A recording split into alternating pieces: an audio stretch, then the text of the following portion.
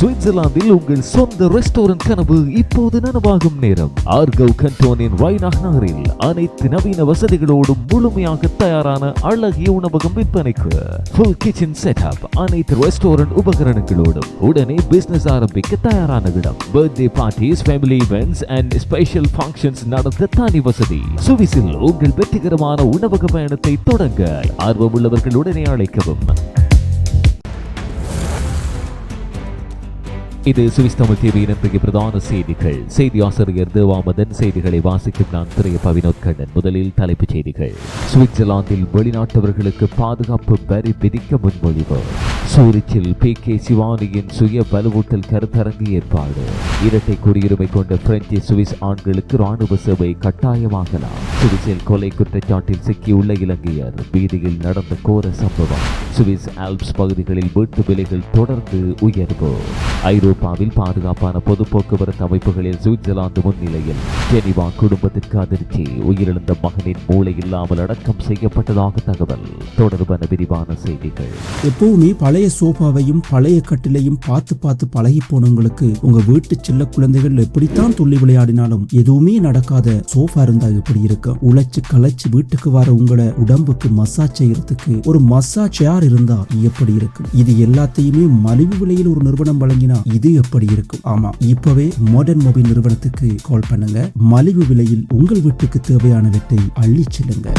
சுவிட்சர்லாந்தில் வசிக்கும் வெளிநாட்டு பிரஜைகளுக்கு புதிய பாதுகாப்பு வரி ஒன்றை அறிமுகப்படுத்த முன்மொழிவை தேசிய சபை வியாழக்கிழமை ஆதரித்துள்ளது. இந்த யோசனையை சுவிஸ் மக்கள் கட்சி முன்வைத்துள்ளது. முன்மொழிவின்படி சுவிஸ் ராணுவ சேவையில் ஈடுபடாத ஆண்கள் தற்போது செலுத்தும் ராணுவ சேவை விலக்கு வரியை போன்ற முறையில் இந்த பாதுகாப்பு வரியும் கணக்கிடப்படும் என தெரிவிக்கப்பட்டுள்ளது. அதாவது வரி தொகை எவ்வளவு செலுத்த வேண்டும், எத்தனை ஆண்டுகள் செலுத்த வேண்டும் போன்ற விதிமுறைகள் தற்போதைய ராணுவ சேவை விலக்கு வரிமுறை அடிப்படையாக கொண்டு நிர்ணயிக்கப்படலாம். இந்த திட்டத்தை ஆதரிப்பவர்கள் சுவிட்சர்லாந்தின் பாதுகாப்பு மற்றும் பொது சேவைகளுக்கான செலவுகளில் வெளிநாட்டு குடியிருப்பாளர்களும் பங்களிக்க வேண்டும் என வலியுறுத்துகின்றனர். ஆனால் இந்த முன்மொழிவு அரசியல் மற்றும் சமூக மட்டங்களில் விவாதத்தை ஏற்படுத்தியுள்ளது. விமர்சகர்கள் இதை வெளிநாட்டவர்களை குறிவைக்கும் நடவடிக்கையாக பார்க்கின்றனர். தேசிய சபையில் ஆதரவு கிடைத்துள்ள இந்த யோசனையானது இன்னும் சட்டமாக அமலுக்கு வரவில்லை. இதற்காக மாநிலங்களவை அனுமதியும் அவசியமாகும். உலகளவில் மனநலம், ஆன்மீக வளர்ச்சி மற்றும் நேர்மறை சிந்தனை குறித்து ஊக்கமளிக்கும் உரைகளால் அறியப்படும் PK சிவானி வழங்கும் சுய வலுவூட்டல் கருத்தரங்கு சுவிட்சர்லாந்தின் சூரிச்சில் இடம்பெறவுள்ளது. வாழ்க்கையில் ஏற்படும் மன அழுத்தங்கள், உணர்ச்சி பாதிப்புகள் மற்றும் தன்னம்பிக்கை குறைபாடுகளை எவ்வாறு சமாளித்து மனசக்தியை மீண்டும் கட்டி எழுப்புவது என்பது குறித்து இந்த நிகழ்வில் விரிவாக பகிரப்பட உள்ளதாக ஏற்பாட்டாளர்கள் தெரிவித்தனர். இந்த கருத்தரங்கு ஜூலை 7ஆம் தேதி செவ்வாய்க்கிழமை மாலை 7 மணி முதல் 9 மணி வரை சூரிச்சில் உள்ள ஸ்பிர்கார்டன் தியேட்டர், லிண்டன் பிளட்ஸ் 5-80-48 சூரிச்சில் இடம்பெறவுள்ளது. இந்த நிகழ்வில் கலந்து கொள்வது முற்றிலும் இலவசமாக இருந்தாலும் முன்பதிவு அவசியமாகும். PK சிவானியின் உரைகள் உலகம் முழுவதும் பலரால் பின்பற்றப்படுகின்றன. குறிப்பாக மன அமைதி, உறவுகள், வாழ்க்கை நோக்க மற்றும் உளவியல் வலிமை தொடர்பான அவரது கருத்துக்கள் சமூக வலைதளங்களில் பரவலாக வரவேற்பை பெற்றுள்ளன. இந்த நிகழ்வு தொடர்பான அறிமுக காணொளி யூடியூப் தளத்தில் வெளியிடப்பட்டுள்ளதோடு மேலதிக தகவல்கள் சுவிட்சர்லாந்து மெடிடேஷன் என்ற இன்ஸ்டாகிராம் மற்றும் Facebook பக்கங்களிலும் பகிரப்பட்டுள்ளன.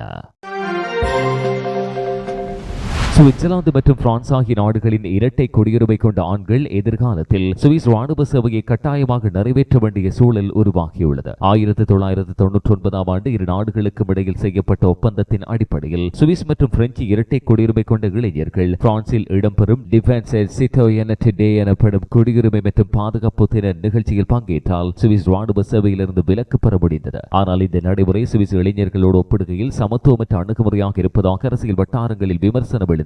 இந்த சட்ட இடைவெளியை முடிவுக்கு கொண்டு வர வேண்டும் என வலியுறுத்தியவர்களில் நாடாளுமன்ற உறுப்பினர் மௌரோ பொஜியா முக்கியமாக உள்ளார். இது கட்டாய ராணுவ சேவையை நிறைவேற்ற வேண்டிய இளம் சுவிஸ் குடிமக்களோடு ஒப்பிடுகையில் வெளிப்படையான சமத்துவமின்மையை உருவாக்குகிறது என தெரிவித்துள்ளார். இதையடுத்து வியாழனன்று இடம்பெற்ற வாக்கெடுப்பில் நாடாளுமன்ற உறுப்பினர்கள் இந்த முன்மொழிவை ஆதரித்தனர். அதேவேளை சுவிட்சர்லாந்தில் வசிக்கும் அனைத்து இரட்டை குடியுரிமை கொண்ட ஆண்களுக்கும் இந்த கட்டாய ராணுவ சேவை விதி விரிவுபடுத்தப்பட உள்ளதாக தெரிவிக்கப்பட்டுள்ளது. இருப்பினும் இந்த மாற்றம் முழுமையாக அமலுக்கு வருவதற்கு இன்னும் மேலதிக அரசியல் மற்றும் சட்ட நடவடிக்கைகள் தேவைப்படுகின்றன. சுவிட்சர்லாந்தின் லவுசான் நகரில் கடந்த வெள்ளியன்று இடம்பெற்ற துயர சம்பவத்தில் 79 வயதான பாதசாரி ஒருவர் மின்சார ஸ்கூட்டர் மோதி உயிரிழந்தார். இந்த சம்பவம் தற்போது போலீஸ் கண்காணிப்பு நடவடிக்கைகள் மற்றும் நகர மையங்களில் மின்சார ஸ்கூட்டர் பயன்பாடு குறித்து புதிய விவாதங்களை ஏற்படுத்தியுள்ளது. போர்ட் மாநில அரசு தரப்பு வெளியிட்ட தகவலின்படி 53 வயதான நபர் ஒருவர் மக்கள் நடமாட்டம் அதிகமாக இருக்கும் நடைபாதை பகுதியில் மின்சார ஸ்கூட்டரில் சென்று கொண்டிருந்தார். அப்போது லவுசான் நகர சைக்கிள் போலீஸ் பிரிவு அதிகாரிகள் அவரை கவனித்துள்ளனர். நடைபாதை பகுதியில் வாகன இயக்கம் தடை செய்யப்பட்டிருந்ததால் போலீசார் அவரை நிற்குமாறு உத்தரவிட்டுள்ளதாக தெரிவிக்கப்படுகிறது.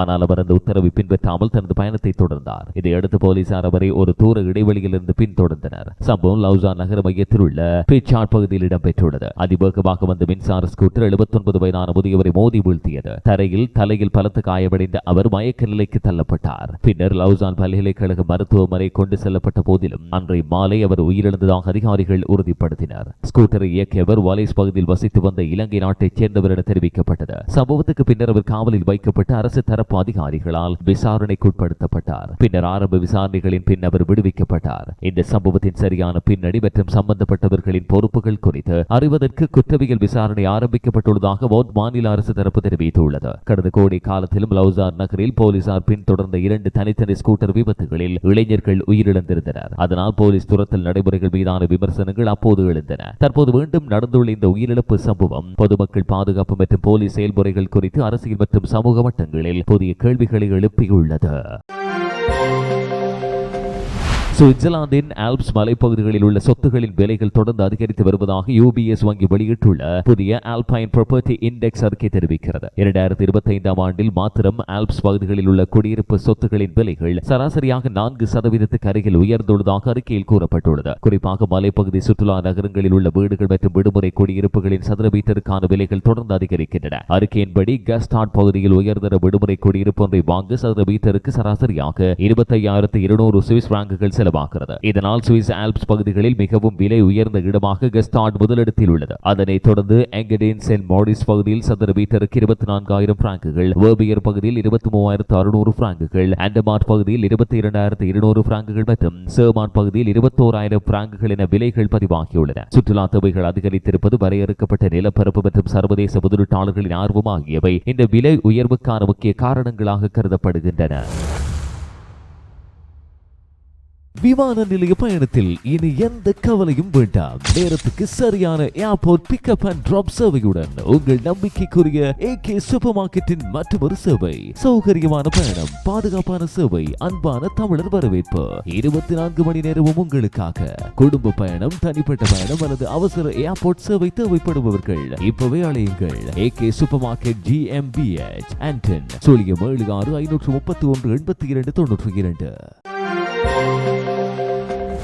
சுவிட்சர்லாந்தின் பொது போக்குவரத்து அமைப்பு ஐரோப்பாவின் மிகவும் பாதுகாப்பான போக்குவரத்து அமைப்புகளில் ஒன்றாக மீண்டும் மதிப்பிடப்பட்டுள்ளது. சுவிட்சர்லாந்து மத்திய போக்குவரத்து அலுவலகம் வியாழன்று வெளியிட்ட தகவலின்படி பயணிகள் பாதுகாப்பு அடிப்படையில் சுவிட்சர்லாந்து, ஐக்கிய ராஜ்யம் மற்றும் நெதர்லாந்துக்கு அடுத்ததாக 3வது இடத்தில் உள்ளது. குறிப்பாக ரயில்கள், கேபிள் கார்கள் மற்றும் படகு சேவைகளில் அன்றைய காலத்தில் உயிரிழப்புகள் அல்லது கடுமையான காயங்கள் எதுவும் பதிவாகவில்லை என அதிகாரிகள் தெரிவித்தனர். ஆனால் நகர பகுதிகளில் இயங்கும் டிராம் மற்றும் பேருந்து சேவைகளின் நிலைமை சற்று கவலைக்கிடமாக இருப்பதாக அறிக்கையில் கூறப்பட்டுள்ளது. குறிப்பாக டிராம் மற்றும் பேருந்து விபத்துகளில் கடுமையாக காயமடையும் மற்றும் உயிரிழக்கும் பயணிகள் எண்ணிக்கை அன்றைய ஆண்டுகளில் அதிகரித்துள்ளதாக கூறப்படுகிறது. நகரங்களில் அதிகமான போக்குவரத்து நெரிசல், நடமாடும் மக்களின் அதிகரிப்பு மற்றும் சாலை பாதுகாப்பு சவால்கள் இதற்கான காரணங்களாக கூறப்படுகின்றன. ஜெனீவாவில் 3 ஆண்டுகளுக்கு முன்பு ஹிட் அண்ட் ரன் விபத்தில் உயிரிழந்த இளைஞர் ஒருவர் அவரது மூளை அகற்றப்பட்ட நிலையில் அடக்கம் செய்யப்பட்டதாக தற்போது தெரிய வந்தது. இந்த சம்பவம் அந்த குடும்பத்துக்கு பெரும் அதிர்ச்சியையும் வேதனையும் ஏற்படுத்தியுள்ளது. அலெக்சாண்டர் என்ற இளைஞர் விபத்தில் உயிரிழந்த பின்னர் அவரது மூளை ரொமாண்டி யூனிவர்சிட்டி சென்டர் ஆஃப் ஃபோரென்சிக் மெடிசின் அமைப்பினால் சட்டமற்ற மருத்துவ பரிசோதனைக்காக அகற்றப்பட்டுள்ளது. ஆனால் இந்த நடவடிக்கை குறித்து குடும்பத்தினருக்கு நேரடியாக எந்தவித தகவலும் வழங்கப்படவில்லை என கூறப்படுகிறது. மேலும் இறுதிச் சடங்கு இடம்பெற்ற 5 மாதங்களுக்கு பிறகு இந்த தகவல் அவர்களுக்கு தெரிய வந்ததாக குடும்பத்தினர் தெரிவித்தனர். இந்த முழு செயல்முறையையும் மனிதாபிமானமற்றது என குடும்பத்தினர் கடுமையாக விமர்சித்தனர். குறித்த சம்பவம் தொடர்பாக மிக தாமதமாகவே அதிகாரிகள் தகவல் வழங்கியதாகவும் அவர்கள் குற்றம் சாட்டியுள்ளனர். இந்த விவகாரம் தற்போது சுவிட்சர்லாந்தில் பரவலான விவாதத்தை ஏற்படுத்தியுள்ளது. குறிப்பாக சட்ட மருத்துவ பரிசோதனைகளுக்காக உடல் உறுப்புகள் அகற்றப்படும் போது உயிரிழந்தவர்களின் குடும்பத்தினருக்கு எந்த முறையில் தகவல் வழங்கப்படுகிறது என்ற கேள்வி எழுந்துள்ளது. இதையடுத்து தடயவியல் மற்றும் சட்ட மருத்துவ அதிகாரிகள் தங்களது நடைமுறைகள் குறித்து விளக்கம் அளிக்க வேண்டிய அழுத்தத்தை எதிர்கொண்டு வருகின்றனர். வோட் கண்ட்ரோலில் பாடசாலைகளில் அதிகரித்து வரும் ஒழுங்கின நடத்தை மற்றும் அதிக கவனம் தேவைப்படும் மாணவர்கள் தொடர்பான பிரச்சனைகளை சமாளிக்க புதிய திட்டம் ஒன்றை அதிகாரிகள் அறிவித்துள்ளனர். பாடசாலை வகுப்பறைகளில் மாணவர்களின் ஒழுங்கின நடவடிக்கைகள் கற்பித்தலை பாதிக்கின்றன என்ற புகார்கள் அதிகரித்ததை தொடர்ந்து இந்த நடவடிக்கை எடுக்கப்பட்டுள்ளது. இந்த வாரம் கல்வி அமைச்சர் ஃபிரெட்ரிக் போலோஸ் அறிவித்தபடி 2028 ஆண்டுக்குள் அனைத்து அரசு பாடசாலைகளிலும் விசேட ரிசோர்ஸ் ஸ்பேஸ் எனப்படும் ஆதரவு அறைகள் அமைக்கப்பட உள்ளன. இந்த அறைகளில் சிறப்பு நிபுணர்கள் பணியமர்த்தப்படுவர். வகுப்பறைகளில் தொடர்ந்து ஒழுங்கினமாக நடக்கும் அல்லது கூடுதல் கண்காணிப்பு தேவைப்படும் மாணவர்களை தற்காலிகமாக அங்கு அனுப்பி மேற்பார்வையில் வைத்திருக்க முடியும் என தெரிவிக்கப்பட்டுள்ளது. மேலும் ஆசிரியர்களுக்கான தொடர்ச்சியான பயிற்சி திட்டங்களும் அறிமுகப்படுத்தப்பட உள்ளன. அத்தோடு வகுப்பறைகளில் ஏற்படும் வாயுவழி மற்றும் உடல் வன்முறை சம்பவங்களை கையாள தெளிவான நடைமுறைகள் உருவாக்கப்படுகின்றன. இந்த திட்டங்களை ஆசிரியர் தொழிற்சங்கங்கள் வரவேற்றுள்ளன. இருப்பினும் அறிவிக்கப்பட்ட நடவடிக்கைகள் நடைமுறையில் எவ்வாறு செயற்படுத்தப்படுகின்றன என்பதை பார்க்க காத்திருப்பதாகவும் தெரிவித்துள்ளன. சுவிட்சர்லாந்தில் பெரியவர்களின் மனநலத்தை அதிகமாக பாதிக்கும் முக்கிய காரணமாக பெற்றோர் பொறுப்பு உருவெடுத்துள்ளதாக புதிய எக்ஸா ஆய்வு தெரிவித்துள்ளது. வேலை அழுத்தம் அல்லது பண பிரச்சனைகளை விட குழந்தைகளை வளர்ப்பதற்கான பொறுப்பே மனநலத்தில் அதிக தாக்கத்தை ஏற்படுத்துவதாக இந்த ஆய்வு சுட்டிக்காட்டுகிறது. எக்ஸா காப்புறுதி நிறுவனம் வெளியிட்ட தகவலின்படி தற்போது சுவிட்சர்லாந்தில் ஒவ்வொரு 4 பெரியவர்களில் ஒருவராவது ஏதாவது ஒரு மனநல பிரச்சனையால் பாதிக்கப்பட்டுள்ளனர். குறிப்பாக 18 முதல் 24 வயதுக்குள் உள்ள இளைஞர்களே அதிக அளவில் பாதிக்கப்பட்டுள்ளதாக தெரிவிக்கப்பட்டுள்ளது. இந்த வயது பிரிவில் சுமார் 39% பேர் மனநல சவால்களை எதிர்கொண்டு வருவதாக ஆய்வு கூறுகிறது. மேலும் கடந்த 4 ஆண்டுகளில் மனநல பிரச்சனைகளோடு தொடர்புடைய டிசேபிலிட்டி இன்சூரன்ஸ் கோரிக்கைகள் 78% வரை அதிகரித்துள்ளதாக எக்ஸா குறிப்பிட்டது. குழந்தைகளை பராமரித்தல், வேலை மற்றும் குடும்ப வாழ்க்கையை சமநிலைப்படுத்தல் போன்ற காரணங்களால் பெற்றோரின் மன அழுத்தம் அதிகரிப்பதாக நிபுணர்கள் கூறுகின்றனர். குறிப்பாக வெளிநாட்டில் வாழும் எக்ஸ்பேட் குடும்பங்களுக்கு உறவினர்கள் மற்றும் குடும்ப ஆதரவு இல்லாத சூழலில் குழந்தைகளை வளர்ப்பது கூடுதல் சவாலாக மாறியுள்ளது. சுவிட்சர்லாந்தில் மனநலம் தொடர்பான விவாதங்கள் காலங்களில் அதிகரித்து வரும் நிலையில் குடும்பங்களுக்கு ஆதரவு சேவைகள் மற்றும் மனநல உதவிகள் மேலும் வலுப்படுத்த வேண்டும் என்ற கோரிக்கைகளும் வலுக்கின்றன.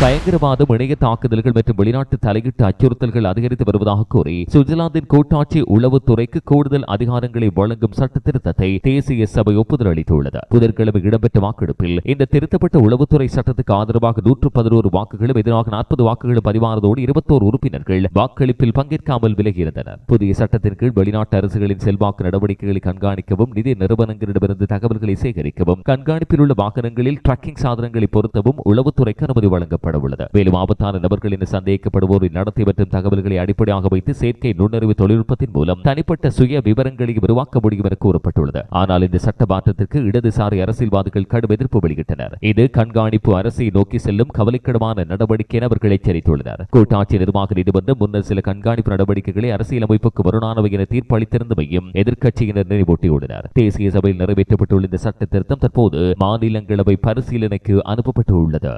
இதனோடு சுவிஸ் தமிழ் டிவியின் இன்றைய பிரதான செய்திகள் நிறைவுக்கு வருகின்றன. இதுபோன்ற மேலதிக செய்திகளை பார்வையிட எங்களுடைய பிரதான இணையதளமான சுவிஸ் தமிழ் மீடியா.com நாடுங்கள். வணக்கம்.